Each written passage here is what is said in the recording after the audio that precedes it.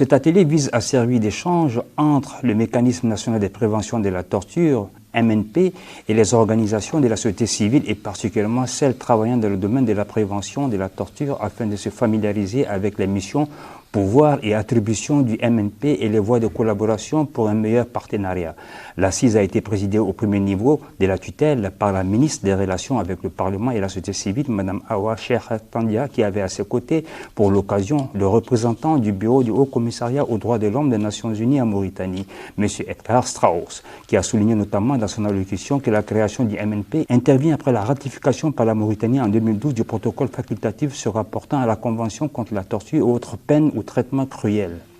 inhumains ou dégradants. Il est bon de souligner que la création toute récente du MNP est une preuve de la volonté de la Mauritanie à promouvoir les droits de l'homme et à prévenir la torture et les traitements cruels, inhumains ou dégradants. M. Mohamed Valoul Boumouzouman, acteur influent de la société civile mauritanienne et membre actif du mécanisme mis en place, a tenu à préciser à notre micro que la promotion et la défense des droits de l'homme sont devenues une nécessité au développement, une préoccupation majeure des gouvernements et des peuples et une demande fondamentale pour les organisations de la société civile en général et la société civile mauritanienne en particulier. Il a enfin exprimé la disponibilité des acteurs qui animent ce dispositif à coopérer avec le pouvoir public pour prévenir toutes les pratiques dégradantes et préjudiciables à la dignité humaine. Il est bon de souligner qu'avant cette assise, le MNP avait tout d'abord initié un atelier de sensibilisation destiné aux membres de la société civile et précédemment à cela, une assise dédiée cette fois aux acteurs et officiers chargés de la sécurité tels les forces de police et ceux chargés de veiller sur les lieux de détention que sont les gardes nationaux auxquels se sont joints les magistrats et autres auxiliaires de justice.